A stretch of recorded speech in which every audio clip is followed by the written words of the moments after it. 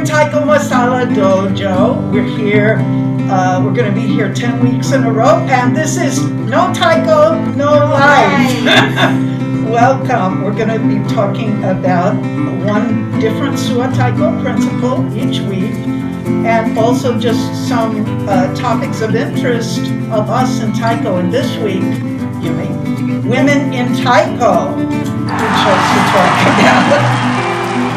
And I think the first thing we found that was that there really isn't a lot out there.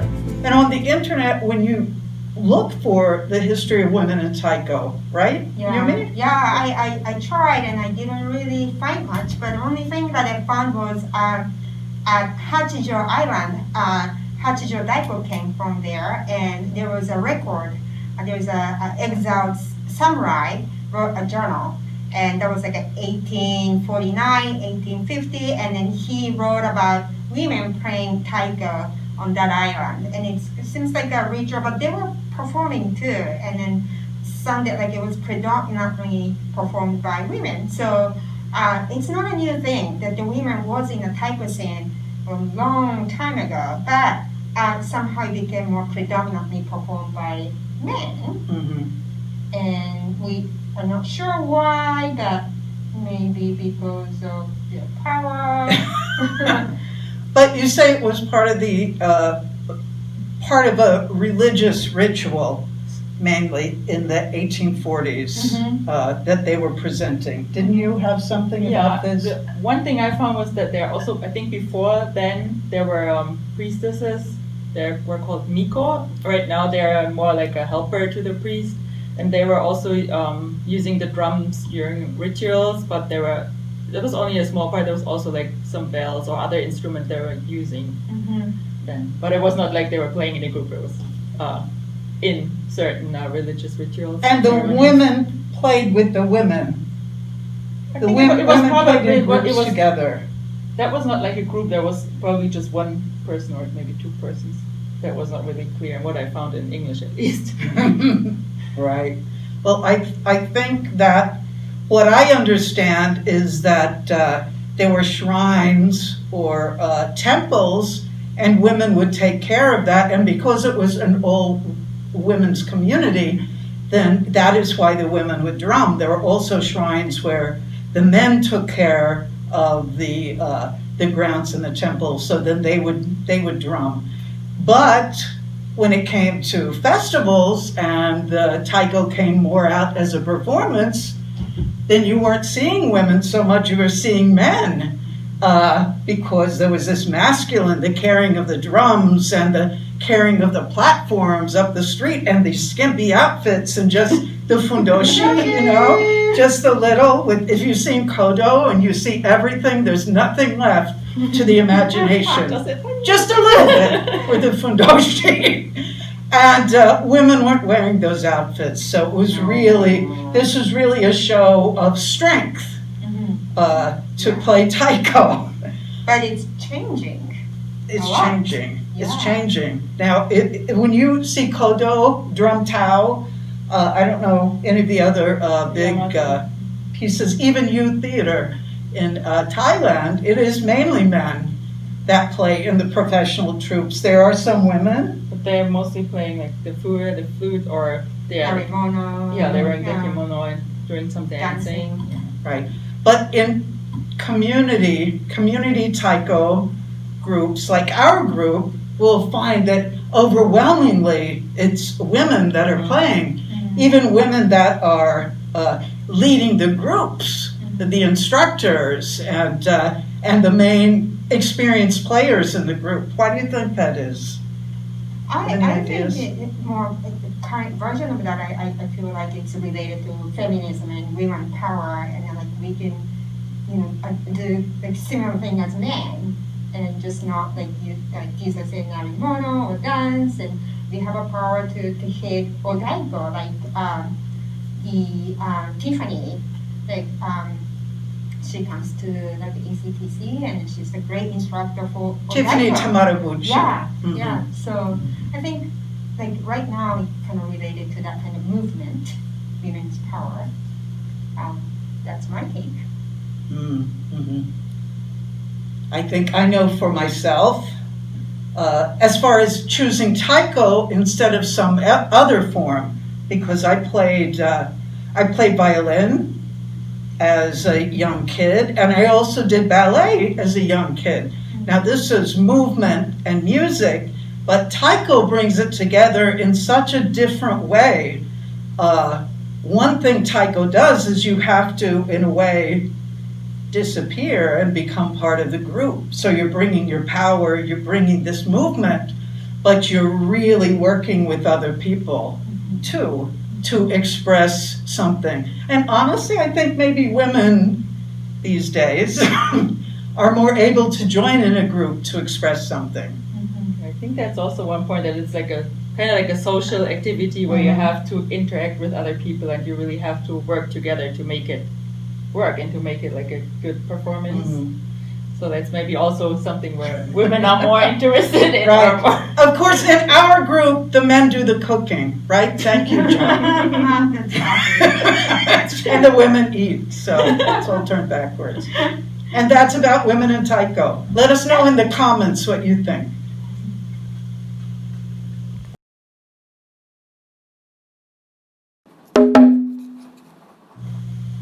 So it's Laura again. I didn't introduce myself before. And each week we're going to talk about a new one of the 10 principles of Sua Taiko. This is the third week. The first Sua principle is really about building a strong foundation, the conditioning we need to strengthen ourselves to play Taiko. The second principle is about the stance, the relationship, taking the stance in front of the taiko just in preparation to play. The third principle that we'll talk about this week is really when we actually play. We actually hit the drum and what it feels like. So the third Sua principle is feel the beat of the taiko through your feet. Play taiko with your whole body.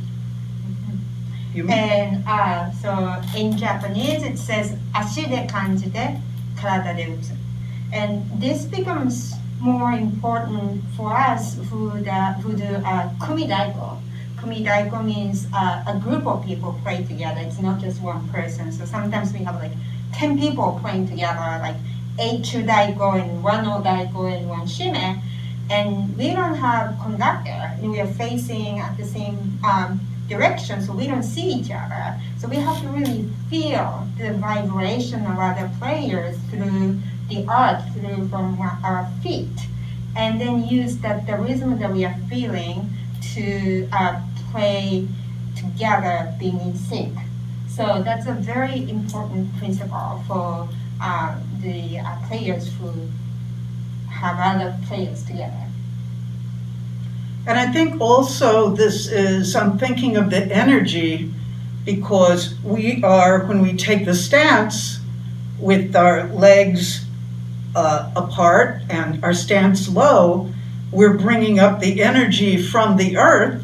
Now when we finally hit the drum, the sound is, part of it is going back into the earth and we're feeling it. So it's the circle of the energy when we're really playing with our whole body. Now, if you ever tried to play taiko just with your arms, like one of those 10 toys, the monkey,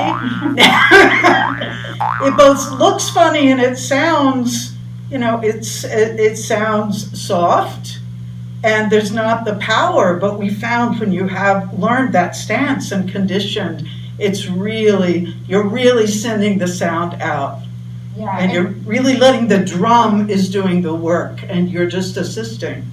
And I think that prevents us being injured because we're using whole body, not just like arms and The wrists. wrists. Mhm. Thank you. Today we also want to talk about Kuchi Showa, which would translate to Kuchi means mouth and Showa is recite or recital.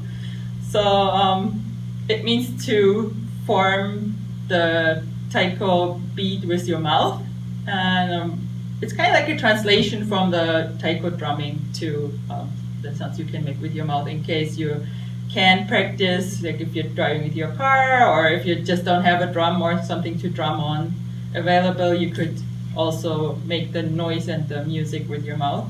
Or also when we learn a new song, we would use it to just go over the notes and first learn them without actually hitting the drum. It makes it a bit easier because it's easier to hear everyone instead of drumming right away and everyone goes, maybe hits a different note because we're not familiar with the song yet. So we use the kuchisho also to go over new notes or to see if everyone knows how to play a song. And we can practice everywhere. In Yes. your car, when you're taking showers, when you're taking the subway, just can do kuchisho in your In the head. subway. No with words, but in your head you can do kuchisho too. I think one of the important things about kuchishowa is that when you're playing taiko, sometimes we're so involved in what our arms are doing, what our legs are doing, that we can forget we're playing music. So we're very involved in what arm is up, what arm is down, and we're doing kuchishowa. We're only hearing the music and feeling the music. And in Suwa Taiko, we do kuchishowa in a very specific way. Many styles, when they're using kuchishowa to practice, they're keeping in mind what hand is hitting the drum. So it's also a rehearsal of the bachi chambering, I think that they call it. So the right hand would be don, and the left hand would be kon. And you can see that, I'm going to show you the music, the way it's written. So we've been talking about kuchishowa and the use of kotodama, really the heart. And this piece I'm going to demonstrate kuchishowa on is really one of those that is at the heart of Suwa Taiko. It is the first piece that most of us learn, well, in fact, all of us learn when we start playing in Suwa style, called Isamigoma. It is full of joy, and this is the written music for it. If you have ever read music, you'll notice right from the start there is only one line through the middle, not five, and those notes that are above the line is the right hand. Those that are below are the left hand. So you'll notice that there are eighth notes, and if you're used to reading music, the way they're written, they would be just straight notes. Now, as Giza is pointing out, because of our backbeat, this is a galloping. Even though they were written straight, these actually have sort of a galloping sound. Do-ko, do-ko, do-ko, do-ko, do-ko. So they're galloping. They will not be exactly as written if you've studied music. Now, as we mentioned, in some styles, don, a long note, means the right hand. Kong would mean the left hand. In Suwa, we're just imitating the sound of the drum. So don, don, don, don, instead of those first four notes. In other styles, it would be don, con, don, con. We're just imitating the sound, not giving instructions on which hand to play them with. Also, though we don't say con, we do say ko. So the short notes would be do, ko, because the ko is a much lighter sound than the do. The do is a very strong downbeat, then the ko is a small, just to follow. Whichever hand it is, if it's a light tone, that will be ko. Now, just as in other music, you see the long V going to the right. That is a crescendo. That means we're getting louder. So many of the what you'll recognize from other written music you see here. And you have two times, one time at the end, so we repeat. This is how we read taiko music in Suwa style. So I'm going to go through this piece, Isomigoma, in Kuchishoa. Don, don, don, don. Doko, doko, doko, doko, doko, doko, doko, doko, don. Don, don, don. Doko, doko, doko, doko, doko, doko, doko, doko, do, don, ka, doko, doko, do, don, ka, doko, doko, do, don, ka, doko, doko, do, don, ka, doko, doko, do, don, ka, do, don, ka, doko, do, do, ka, do, don, ka, do, don, ka, doko, do, do, ka, doko, doko, doko, doko, do, don, ka, don, doko, doko, doko, doko, do, don, ka, don. Don, don, doko, doko, don, don, don, doko, doko, don, ka, ka, ka, ka, ka, ka, ka, ka, ka, ka, ka, ka. So that brings me to the thing I forgot to tell you was the little notes with the X in them. Those are ka. Ka means you're playing the edge of the drum, not the skin of the drum, but the edge. This piece is samigoma, which means running horse. This part that I just demonstrated in Kuchishoa often is played many, many times. It will be played 3 times, 5 times, 7, 11, however many times the leader signals to the rest of the players that will play. So now you've learned how to play isamigoma.